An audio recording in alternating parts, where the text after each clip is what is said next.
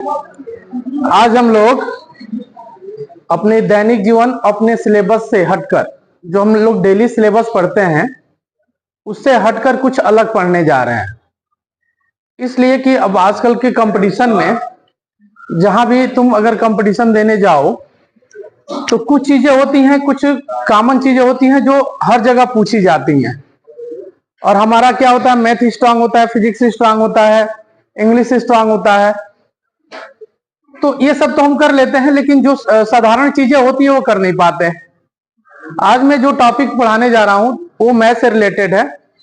अब हर संडे जो आपकी अतिरिक्त क्लास होगी, कभी केमिस्ट्री की क्लास में लूंगा अतिरिक्त जो कंपटीशन में पूछा जाता है, कभी बायोलॉजी का क्लास लूंगा मैं जो केमिस्ट्री में उसमें कंपटीशन में पूछा जाता है। तो ये सारी चीजें धीरे धीरे आप अगर तैयार करें तो आपकी पढ़ाई के साथ साथ कंपटीशन वाली चीजें भी तैयार होती चली जाएंगी। उसके बाद आजकल कहीं भी तुम लोग कुछ खरीदने जाते हो, जैसे मुख्यतः कपड़ा खरीदने जाते हो, कितने का है, इतने का है, कुछ छूट उठ नहीं दोगे? तो कहता है कि हाँ हम चलो ठीक है 15% छूट दे दे रहे हैं। उसके बाद वो 15% छूट देकर तुमको दे देता है, तुम घर आकर आराम से हाँ 15% का छूट मिला हुआ है, लेकिन तुमने उसका 15% निकाल कर नहीं देखा कि ये छूट सही दिया है कि गलत दिया है। तुम बस सुन लिए कि हाँ 15% का छूट दिया हुआ है, तुम उसी पे संतोष कर लेते हो, लेकिन वो दिया है कि नहीं दिया है, उसको कितना देना चाहिए, उसका रेट कितना था, उसका कास्ट प्राइस कितना था, उसका सेलिंग प्राइस कितना था, और उसने हमको कितना छूट दिया, ये हम कैलकुलेट नहीं करते हैं, बस सुन लेते हैं कि 15% और हम खुश हो जाते हैं। तो कुल मिला जुलाकर कहने का मतलब ये सारी चीजें, आज का जो टॉपिक है बहुत सारी चीजें तुमको सिखा देगा। और इस जो अतिरिक्त क्लासें हैं, इस सेशन के दौरान मैं बहुत सारी चीजें तुम लोग को बताऊंगा, जैसे बड़े बड़े कैलकुलेशन को छोटा कैसे करें। बहुत बड़ा शायद एक क्लास में और हमने बताया था, लेकिन फिर बताएंगे। जैसे मान लो तुमसे कहा जाए कि 10 का पावर कितना है, तो बता दोगे। 10 का स्क्वायर का वैल्यू कितना होगा, तो बता दोगे। 10 का कितना होता है, 100। लेकिन हम कह दे कि 1,13,000 का बताओ, 1 सेकेंड में बता दोगे। तो ऐसे भी कुछ तरीकों का हम चर्चा करेंगे कि किसी भी संख्या का वर्ग जो है हम बड़ी तेजी से कैसे निकालेंगे। तो पता नहीं वो आज हो पाएगा कि नहीं, लेकिन अब ये हमने अतिरिक्त क्लास जो शुरू किया है, उस अतिरिक्त क्लास में कहीं ना कहीं आपको मिलेगा। हम लोग कभी फिजिक्स के बारे में पढ़ेंगे, कभी मैथ्स के बारे में पढ़ेंगे, कभी केमिस्ट्री के बारे में पढ़ेंगे, कभी बायो के बारे में पढ़ेंगे। मतलब जो तुम्हारे सिलेबस में नहीं है उसके अतिरिक्त चीजों का हम अध्ययन करेंगे। आज जो मैं टॉपिक लेकर आया हूं तुम लोग को बताने के लिए, वह आजकल समाज में सबसे ज्यादा जरूरी है जानना, और वह है लाभ और हानि। लाभ और हानि, प्रॉफिट और लॉस। प्रॉफिट और लॉस।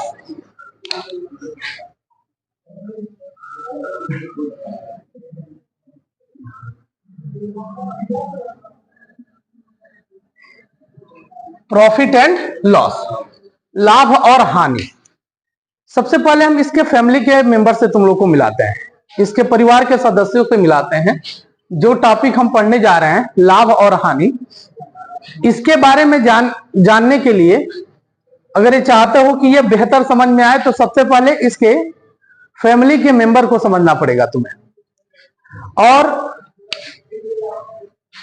इसकी फैमिली का जो सबसे बुजुर्ग मेंबर है और सबसे जरूरी मेंबर, उसको हम कहते हैं क्रय मूल्य। उसको क्या कहते हैं, क्रय मूल्य। अंग्रेजी में कहते हैं cost price. Cost price, shortcut में कहते हैं सीपी। शॉर्टकट जरूरी है क्योंकि सूत्र में हम इसी का प्रयोग करेंगे। शॉर्टकट में इसको क्या कहते हैं, सीपी। दूसरा होता है विक्रय मूल्य। विक्रय मूल्य, अंग्रेजी में इसको कहते हैं सेलिंग प्राइस।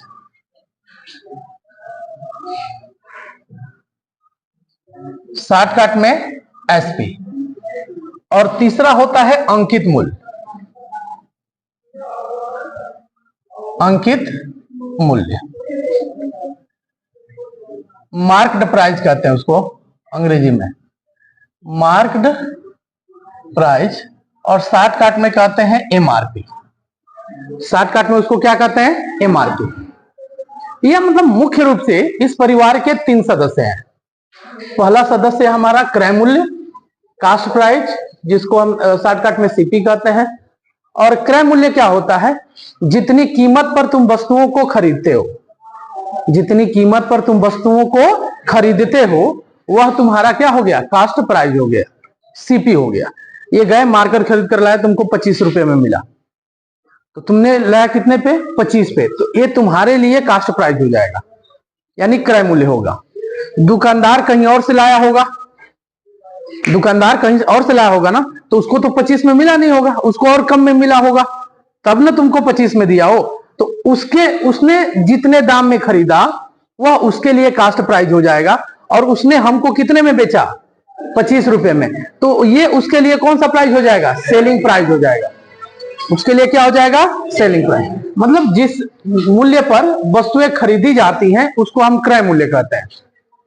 अदिति, मन नहीं लग रहा कंचा तुम दोनों को, उसी समय से देख रहा हूं, अब तक सिर्फ 1 मिनट भी तुम लोगों ने ध्यान से नहीं देखा ना। बात करिए तुम दोनों।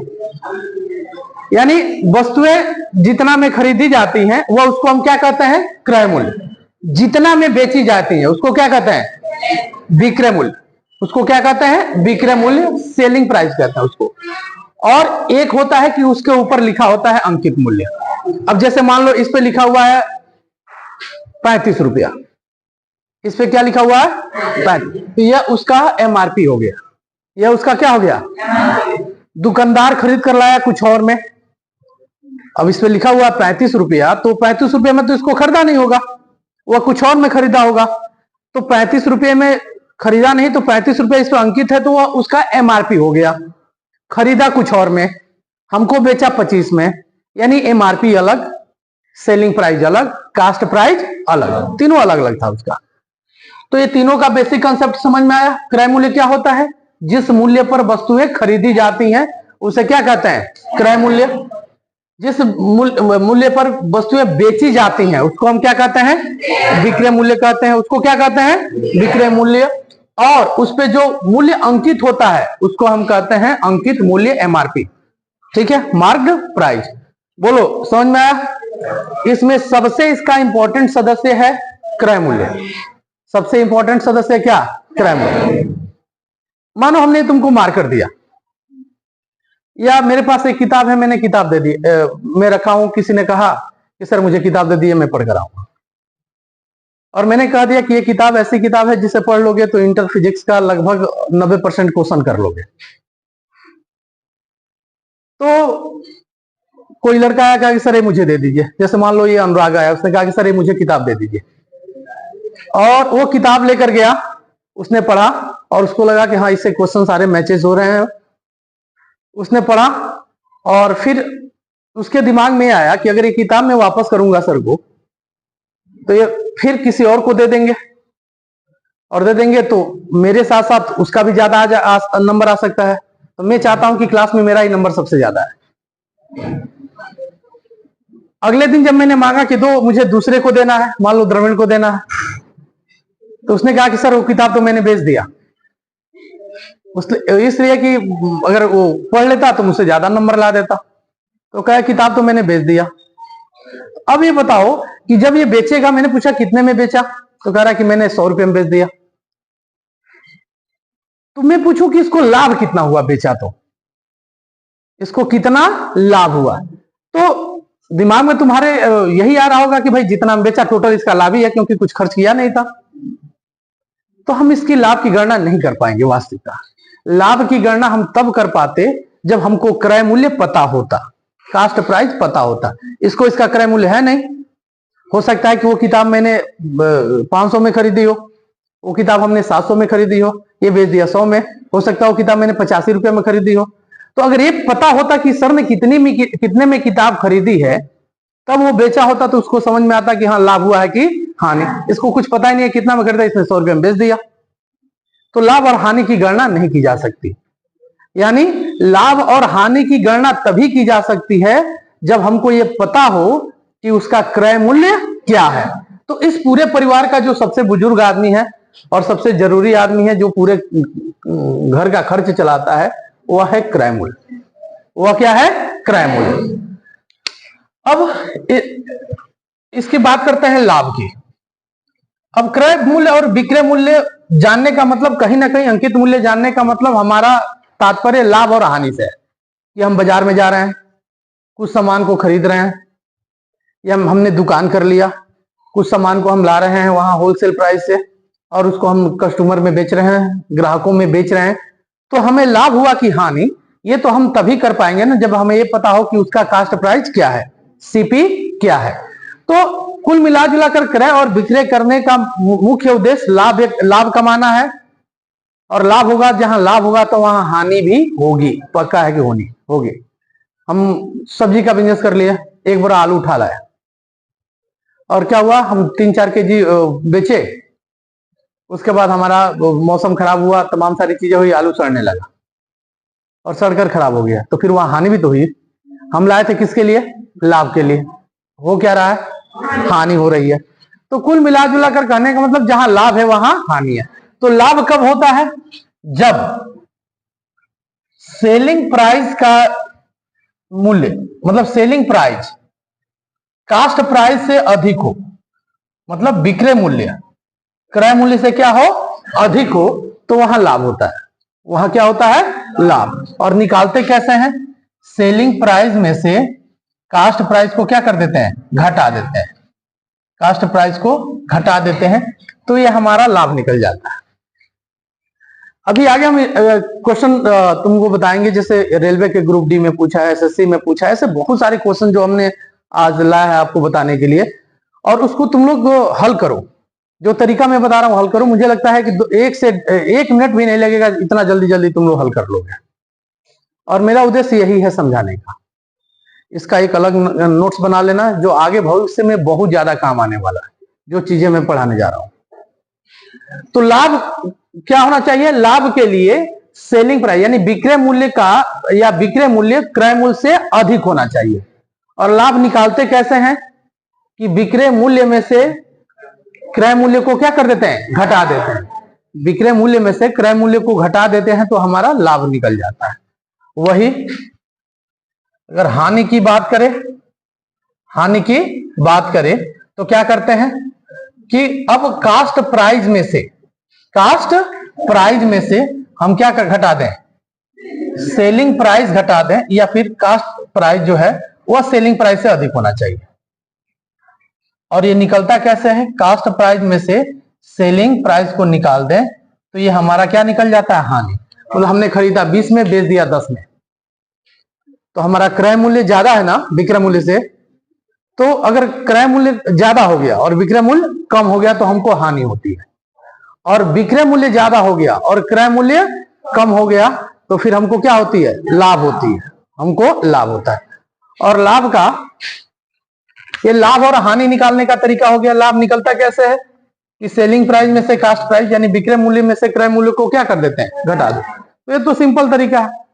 अगर प्रतिशत लाभ, प्रतिशत प्रॉफिट की बात करें तो इसके लिए सूत्र याद रखना कि कितना प्रॉफिट हुआ और बटा, चूंकि प्रतिशत जो होता है वह कंपेयर होता है, तुलना होता है। परसेंटेज, कहीं भी परसेंटेज निकालने का मतलब कि वो कंपेयर किया जा रहा है किससे? 100 से। कितना से तुलना किया जा रहा है? यानी अगर हम 5 रुपये में कुछ सामान खरीदते हैं तो इतने का लाभ होता है, तो 100 रुपया में खरीदेंगे वही प्रतिशत होगा। कि अगर 100 रुपये में खरीद रहे हैं तो कितने का लाभ होगा। यानी जब भी प्रतिशत में कंपेयर किया जाएगा, कितना से किया जाएगा? 100 से। तो ये अगर प्रॉफिट प्रतिशत निकालना हो तो लाभ, और हमेशा लाभ या हानि कास्ट प्राइस पे ही निकलती है। अभी हमने कहा कुछ भी निकालोगे उसमें सबसे ज्यादा उपयोग क्या होगा? कास्ट प्राइस होगा, क्रय मूल्य होगा। तो प्रतिशत लाभ बराबर हो जाता है प्रॉफिट बटा कास्ट प्राइस, और इनटू कितना? कंपेयर कितना से? 100 से। ये हमारा प्रतिशत लाभ निकालने का फार्मूला हो जाता है। ठीक है, ये बेसिक चीज अभी बता रहे हैं। अभी क्वेश्चन पे आते हैं जो पिछले कई कंपटीशन में ऐसे पूछा है। तो प्रॉफिट निकालने के लिए, प्रॉफिट प्रतिशत निकालने के लिए, सामान्य प्रॉफिट निकालने के लिए तो ये फार्मूला होता है कि हम विक्रय मूल्य में से क्रय मूल्य को घटा दें, सीधा सीधे निकल जाता है। लेकिन अगर प्रतिशत कहेगा तो उसके लिए रूल होता है ये प्रॉफिट का प्रतिशत क्या होता है, तो प्रॉफिट यानी लाभ बटा क्रय मूल्य गुणे कितना 100। और वही अगर हानि की बात करें, लॉस प्रतिशत की बात करें, तो कितना लॉस हुआ, कितना लॉस हुआ बटा कितना सीपी कास्ट प्राइस पे और गुणे कितना 100। ये तरीका होता है क्या, लॉस प्रतिशत निकालने का। क्या तरीका होता है यह, लॉस प्रतिशत। केवल ये दो सूत्र अपने रफ में लिख लो, रफ निकालो जल्दी।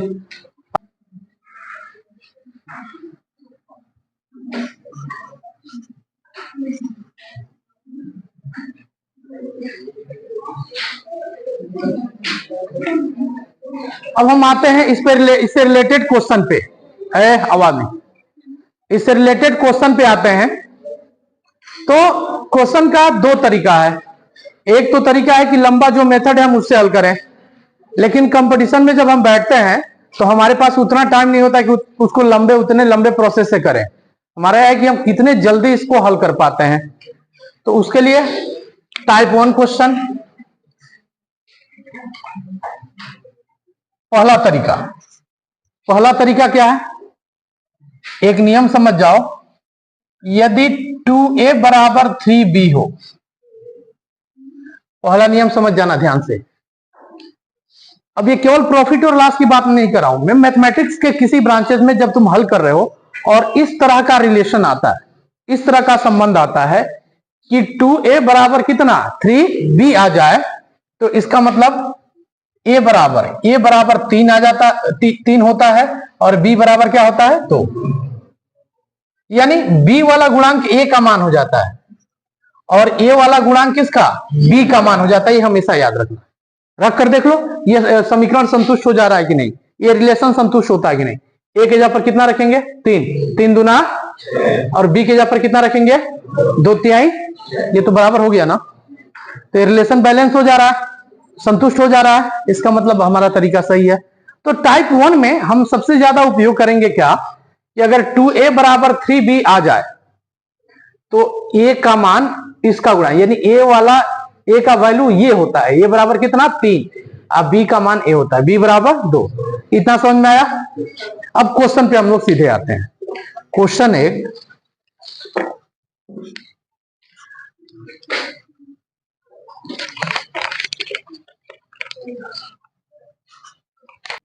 यह क्वेश्चन है कि 36 पुस्तकों का क्रय मूल्य 30 पुस्तकों के विक्रय मूल्य के बराबर है। 36 पुस्तकों का क्रय मूल्य 30 पुस्तकों के विक्रय मूल्य के बराबर है, तो प्रतिशत लाभ कितना है, 20% है या 18% है, ये 16 से ही 2/3% है, या 82 से ही 1/3% है। तो एक क्वेश्चन मैं बता रहा हूं, फिर अगला दूंगा तो तुम लोग हल करोगे। कैसे हल करेंगे, हम शॉर्टकट मेथड अपनाते हैं।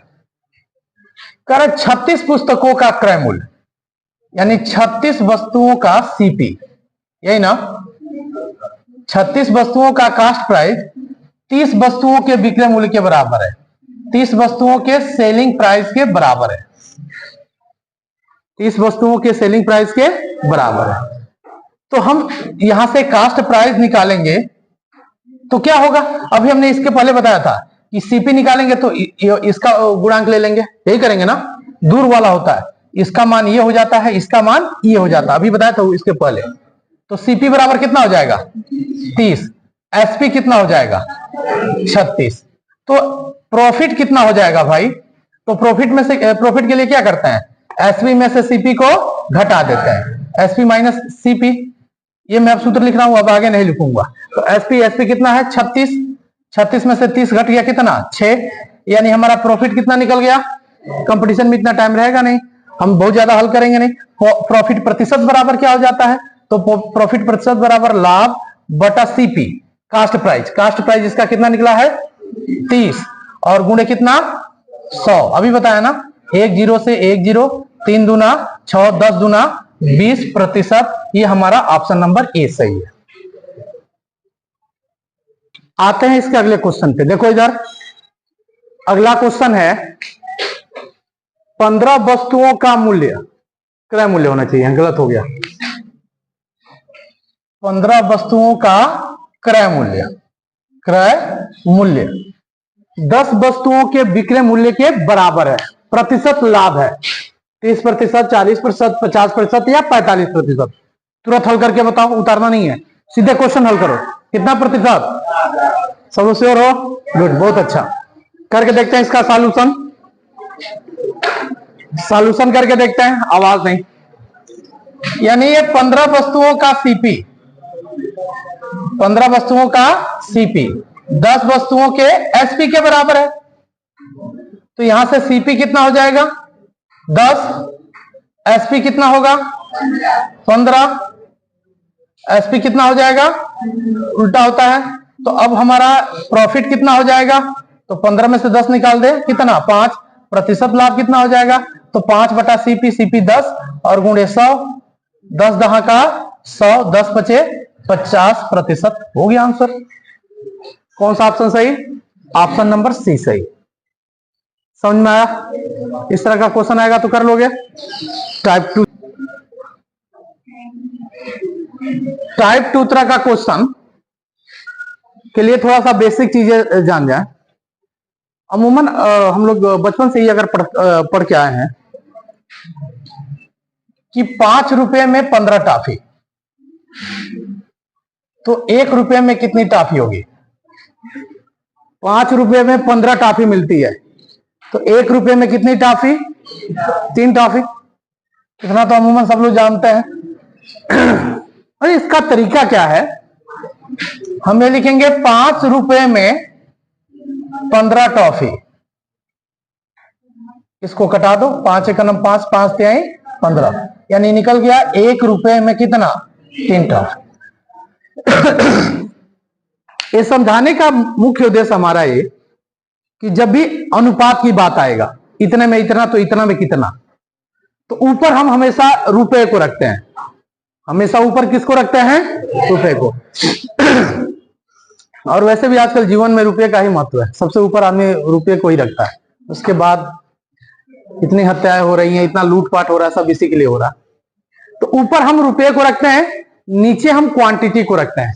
यानी 1 रुपये में, यहाँ 5 रुपये में ये रुपया था, 15 टॉफी ये क्वांटिटी थी। फिर 1 रुपये में ऊपर रुपया हुआ, नीचे क्वांटिटी हुई। तो हमेशा ऊपर क्या होगा?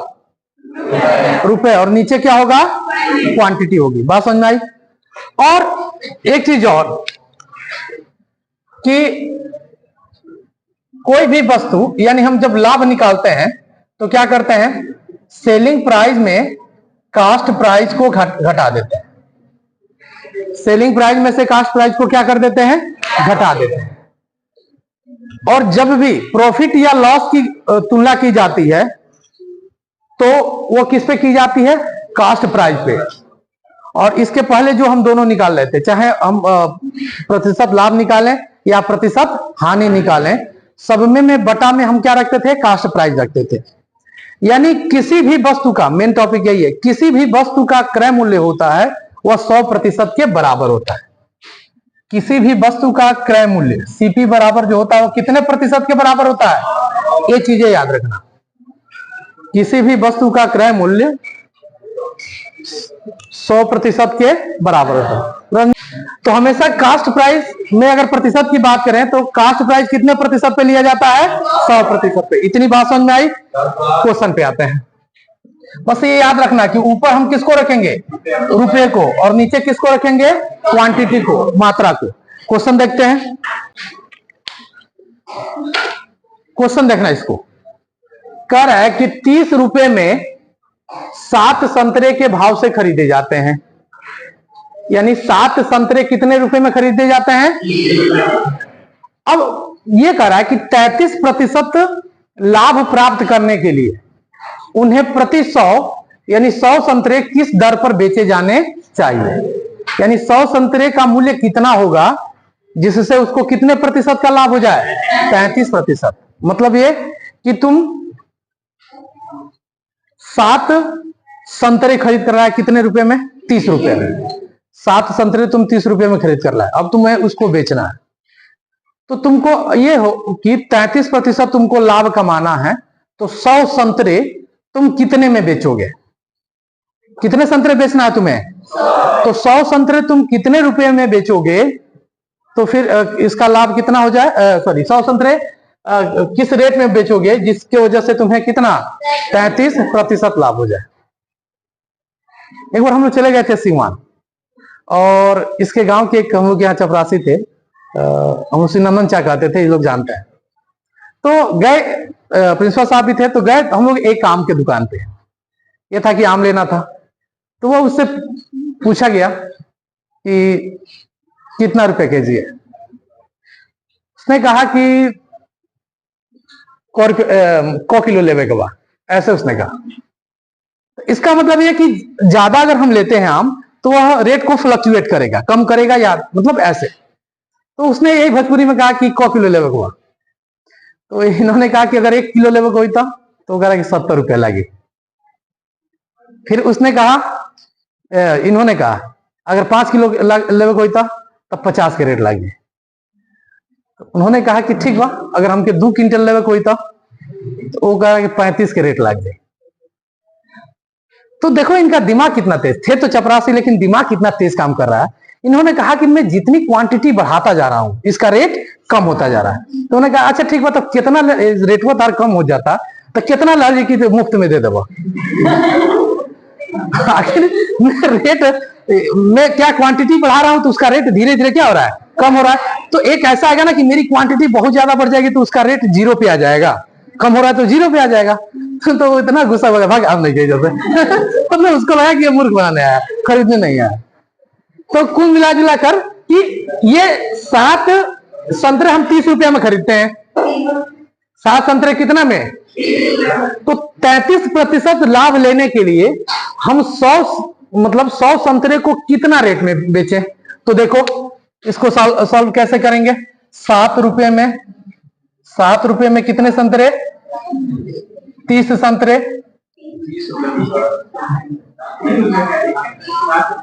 ओहो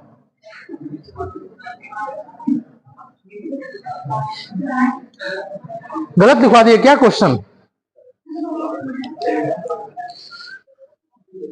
30 नहीं होना चाहिए, सॉरी गलत हो गया, वो तो हानि हो जाएगा। 3 रुपए में 7 संतरे के भाव से खरीदे जाते हैं, 3 रुपए में 7 संतरे के भाव से खरीदे जाते हैं। ये गलत हो गया था, 3 रुपया होना चाहिए। 33% लाभ प्राप्त करने के लिए उन्हें प्रति 100 किस दर में बेचा जाना चाहिए। तो यहां 3 रुपए में कितने संतरे, 7 संतरे, और कास्ट प्राइस का मूल्य या प्रतिशत कितना होता है तुम जानते हो, 100% होता है। ये थोड़ा अलग लेवल का है, ध्यान से देखना। यानी इसका कास्ट प्राइस होता है, कास्ट प्राइस का परसेंटेज होता है 100। अब इसको लाभ कमाना है कितना, 33%। लाभ कितना कमाना है, 33। तो इसको कुल कितने में बेचना पड़ेगा, मतलब इसका टोटल अब विक्रय मूल्य कितना होना चाहिए, 133। तो इसलिए सीधे हम लेंगे लाभ दर बराबर, सीधे हम कर देंगे कितना, 3/7 गुणे कितना 100, और कितना निकालना है 133। कितने का, 133 का। ध्यान से देखना, ये तो जैसा है वैसा रहेगा, 100 का इसमें भाग कर देंगे, और अगर लाभ हो रहा है तो इसको जोड़कर ऊपर रखेंगे, और हानि हो रही है तो इसमें से घटाकर यहां ऊपर रखेंगे। बात समझ आ रही है ना। अभी 1-2 क्वेश्चन और कराते हैं। काटो इसको, कितना कटेगा, 7 का नम 7, 7 9 63, ये होगा ना, यानी 19 57/100। यानी 100 में उसको कितना, 100 संतरे कितने रेट में बेचना चाहिए, 57 रुपए में। यानी ऑप्शन नंबर 4 सही होगा हमारा। यानी 100 संतरे उसको कितना में बेचना चाहिए, 57 रुपए में बेचना चाहिए, तब उसको कितने का लाभ होगा, सॉरी 33% का लाभ होगा। इसको नोट कर लो, तब क्वेश्चन दे रहा है। अगला क्वेश्चन है, देखो तो 5 रुपए में 8 नींबू खरीदे जा रहे हैं, यानी 8 नींबू कितने में खरीदे जा रहे हैं, 20% लाभ प्राप्त करने के लिए उसे हमें किस रेट में बेचना चाहिए। 4 रुपए में 3 नींबू हम बेच दें, या 3 रुपए में 4 नींबू बेच दें, या 4 रुपए में 6 बेच दें, या 5 रुपए में 4 बेच दें। इसमें कौन सा ऑप्शन सही होगा, हल करो तुरंत, अभी जो बताया उसके अनुसार।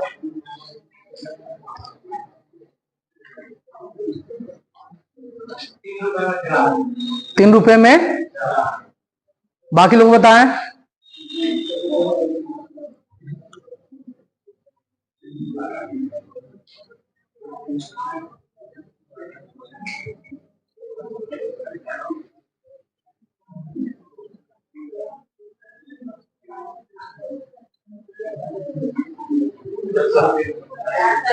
₹3 में 4।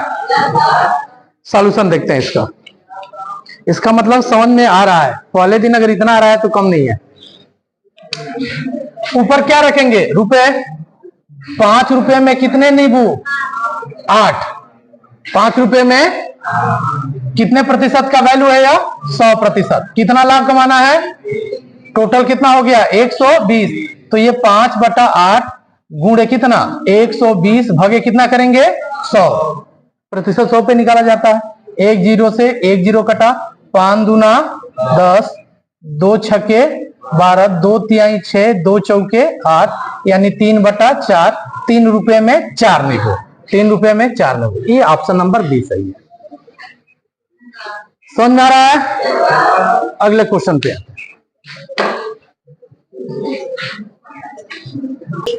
अगला क्वेश्चन है, अभी क्वेश्चन कंप्लीट हुआ तब तक हल कर लिया। ₹5 में 12 कलम खरीदे गए। 50% लाभ प्राप्त करने के लिए उसे किस दर पर बेचा जाए? ₹5 में 6, ₹5 में 8, ₹4 में 6, ₹5 में 4। बाकी इधर अभी कोई नहीं बता रहा है। तुम लोग करो तो हल जल्दी।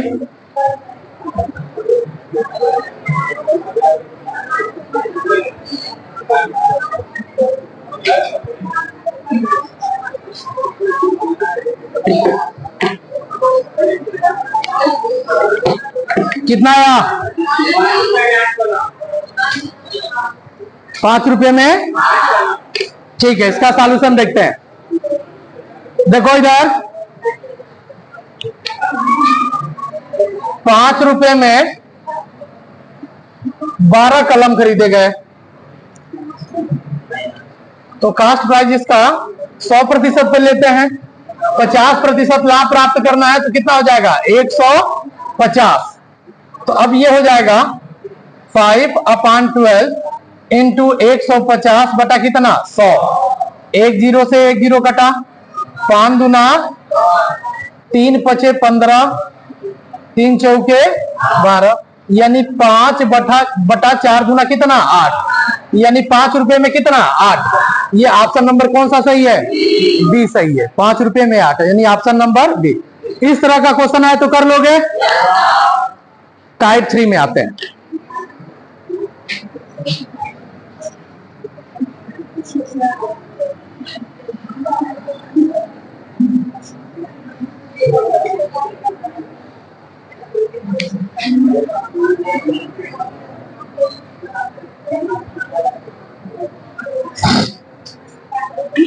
टाइप 3 तीसरा, छोटे क्लास में अनुपात और समानुपात पढ़कर आए हो।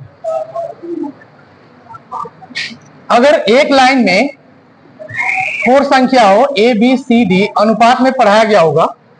पहले सब ये गणित में हुआ करता था, सब हटा दिया। फिर बीच में एक चलता था कक्षा 9 और 10 में प्रारंभिक गणित।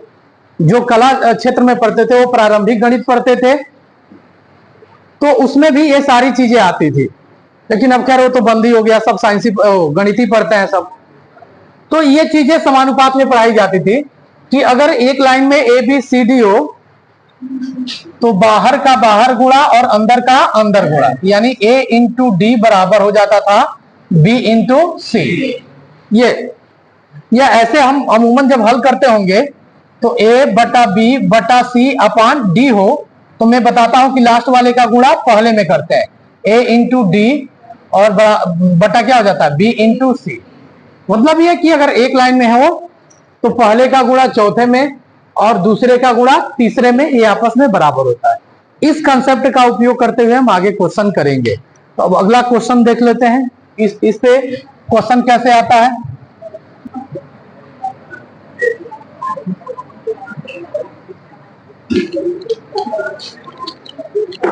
इस तरह का क्वेश्चन देखते हैं। क्वेश्चन है कि केले ₹5 में 6 के दर से खरीदे जाते हैं, यानी ₹5 में कितने केले खरीदे जाते हैं? और 6 में 5 की दर से बेचे जाते हैं, यानी 6 में 5 की, यानी 5 केले ₹6 में बेच दिए जाते हैं। तो इसमें यह पूछ रहा है कि हानि प्रतिशत या लाभ प्रतिशत कितना होगा। हमको हानि होगी कि लाभ होगा। और हानि होगी तो कितने प्रतिशत की होगी, लाभ होगा तो कितने प्रतिशत का होगा। तो अब इसको कैसे करेंगे, देखो कैसे, 5 रुपए में 6 की दर से खरीदे जाते हैं और 6 में 5 की दर से क्या होते हैं, बेचे जाते हैं। तो ये हमारा कास्ट प्राइस होता है सीपी, ये हमारा क्या हो जाता है, सेलिंग प्राइस। तो सीपी कितना होगा, अभी हमने कहा बाहर का बाहर में गुणा, तो 50 25, और सेलिंग प्राइस कितना होगा, अंदर का अंदर गुणा 36। तो ये बताओ ना, 25 में खरीदा गया, 36 में बेचा गया, लाभ होगा कि हानि होगी, लाभ होगा। क्या होगा, प्रॉफिट होगा। तो प्रॉफिट कितना होगा, तो 6 में से 5 निकल गया, 1 3 में से 2 निकल गया, यानी 11 का लाभ होगा। प्रतिशत लाभ पूछ रहा है, तो लाभ प्रतिशत बराबर 11 गुणे 100 बटा सीपी। सीपी कितना, 25, 25 चौके 11 चौक 44 प्रतिशत क्या होगा, प्रॉफिट होगा, यानी 44% लाभ होगा। ये आंसर हमारा सही होगा। आया समझ में? इसको पहले इधर कौन बोला था 20%, पहले तुम बोले थे। गुड, बहुत अच्छा। हल करो तो कितना प्रतिशत, इसका अगर हम लंबे मेथड से करें ना बहुत टाइम लगता है। देखो ये कितना जल्दी हल हो रहा है, मैं अभी क्वेश्चन लिख रहा हूं, तब तक तुम हल करके बता दे रहे हो। इसमें ऑप्शन कौन सही होगा, हल करके देखते हैं। कह रहा है 5 रुपए में 8 की दर से खरीदे जाते हैं, 3 रुपए में 4 के दर से बेचे जाते हैं। तो सीपी कितना हो जाएगा हमारा, 5 चौके, और सेलिंग प्राइस कितना होगा, 8 त्रिका 24। तो प्रॉफिट कितना होगा, 24 में से 20 निकल गया, कितना 4। तो प्रतिशत लाभ कितना हो जाएगा, 4 गुणे 100 बटा कितना, क्रय मूल्य, क्रय मूल्य कितना 20, 4 पचे 20 और 20 पचे 100, यानी 20%। बोलो समझ में आया? इस तरह के क्वेश्चंस आएंगे तो कर लोगे। आज का क्लास समझ में आया? ठीक है, अगले संडे को मिलते हैं। जाओ।